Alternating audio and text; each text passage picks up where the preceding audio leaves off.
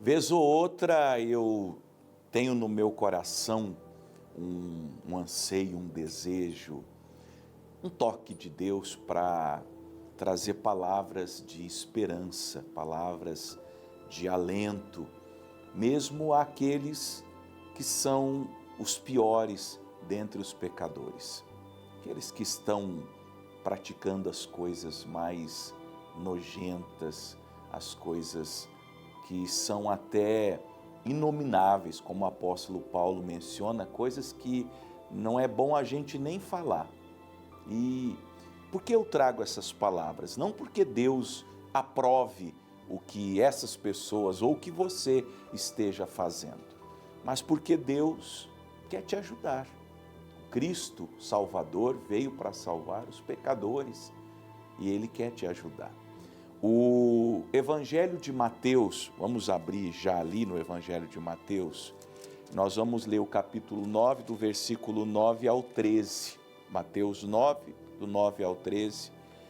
E antes de você abrir e encontrar, já aparece no rodapé, eu digo que o Evangelho de Mateus, pelo menos para mim, junto com o testemunho de Paulo, é a prova de que qualquer pessoa pode ser transformada, desde que ela aceite o chamado de Deus. Porque o Mateus era um publicano, um pecador, que vivia em meio aos pecadores. E esse homem recebeu a graça de escrever o primeiro evangelho. Ele está aqui testemunhando a obra de Deus na vida dele também, contando os feitos de Jesus, anunciando Jesus, mas inaugurando o Novo Testamento. E nessa altura, nesse texto que nós separamos, ele está contando o que aconteceu com a vida dele, chancelando, validando esse evangelho que salva os pecadores com a própria vida, com o próprio testemunho, com o próprio depoimento. Imagino que enquanto Mateus estava escrevendo, no momento, no instante que ele chega aqui, uma lágrima deve ter escorrido dos seus olhos, porque ele que vinha anunciando já, falando de Jesus, falando dos milagres.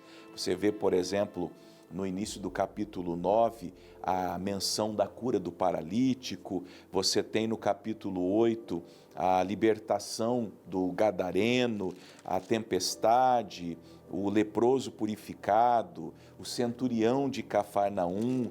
Ele já tinha mencionado o Sermão da Montanha nos capítulos 5, 6 e 7.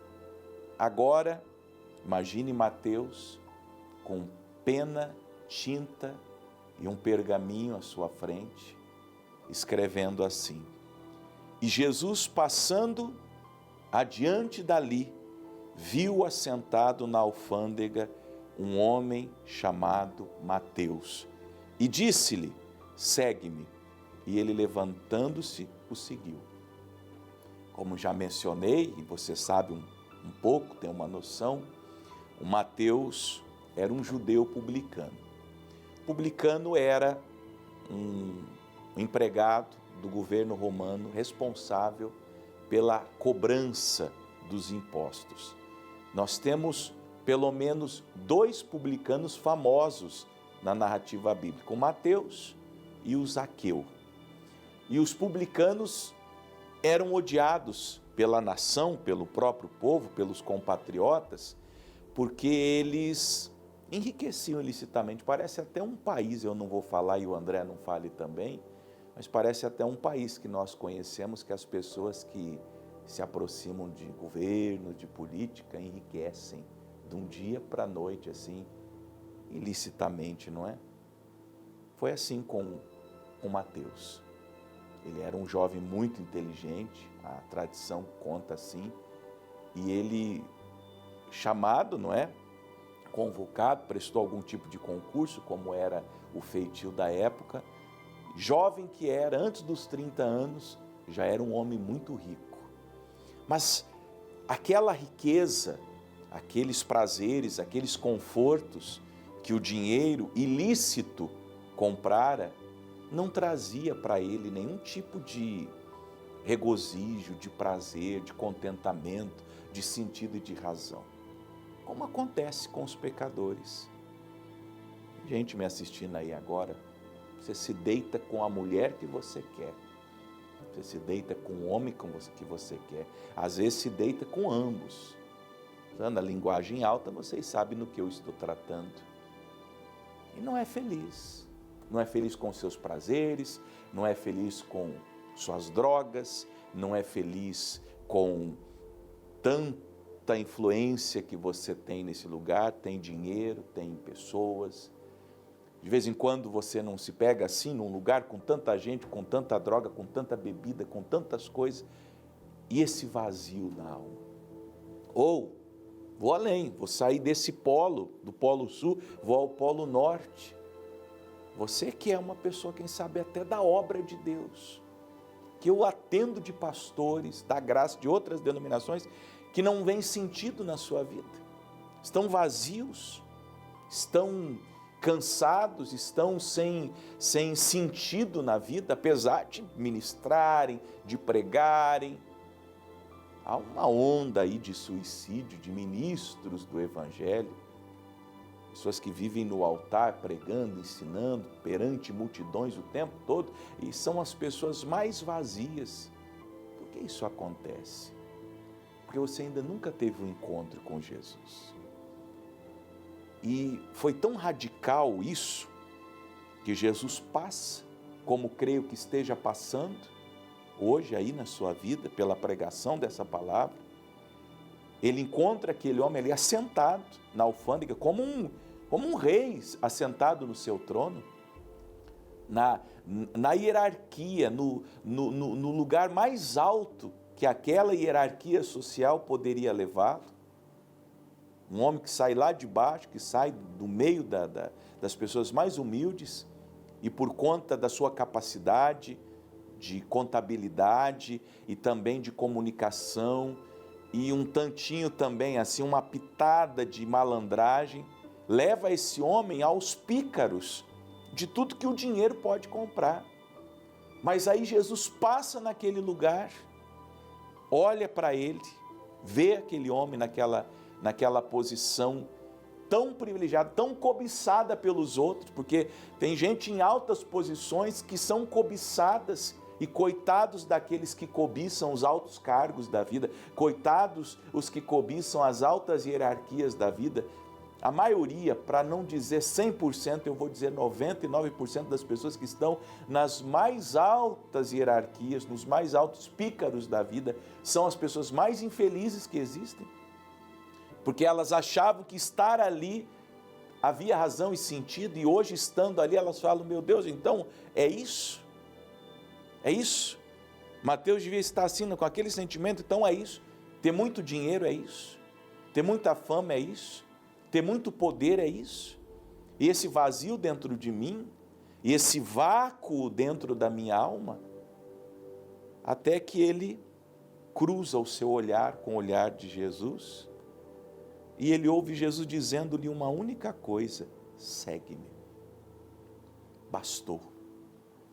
Bastou. Um olhar e uma palavra. Eu peço ao Deus Todo-Poderoso, que todos vocês me assistindo agora, ao vivo, nesse dia 22 de agosto de 2024, ou gravado, nossa produção, com muito amor, faz um recorte e publica nas redes sociais. Pode ser que você esteja assistindo isso muito tempo depois.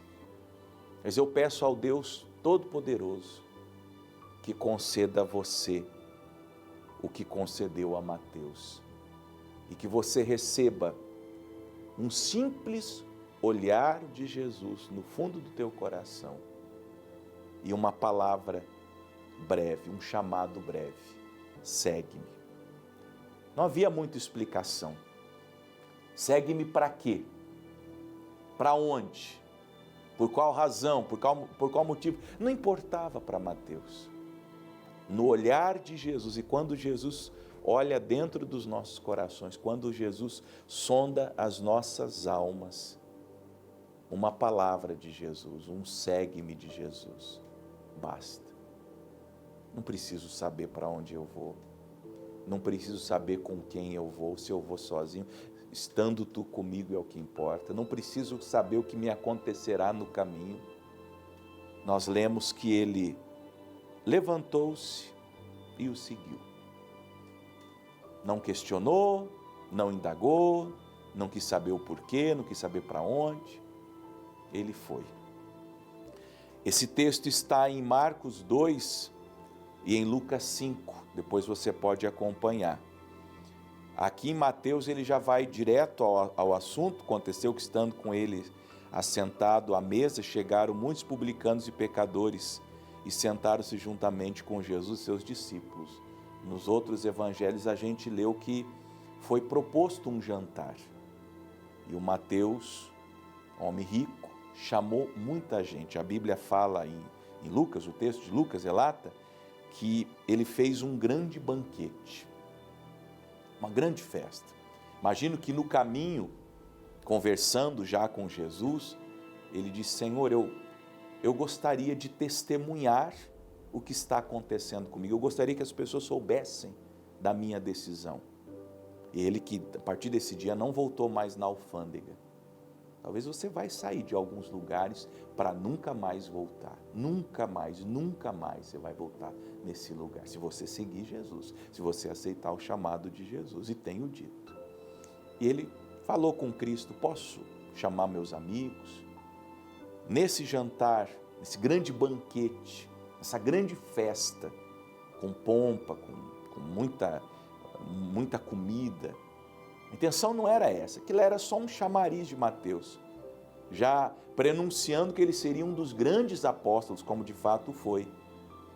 Ele chama outros publicanos como ele chama pecadores, ele chama prostitutas, possivelmente as mulheres que andavam juntos. Não me impressionaria se Maria Madalena fosse uma das tais e se a obra de Jesus na vida dela tivesse começado naquele banquete. Não estou afirmando isso, mas pode ser que sim. Seja como for, os fariseus viram isso e disseram aos discípulos: por que come o vosso mestre com os publicanos e com os pecadores? Ficaram escandalizados de Jesus ter a companhia de Mateus, dos outros publicanos convidados àquele jantar e de outros tantos pecadores. Aí Jesus ouviu e falou assim para eles: não necessitam de médicos sãos, mas sim os doentes.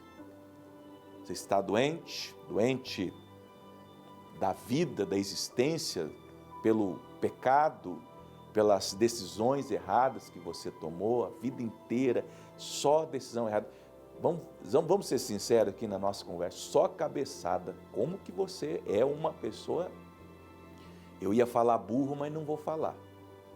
Meu Deus do céu, é só burrice. Com todo respeito ao burro, ao jumento, porque você às vezes é pior do que eles. Mas Jesus veio para você.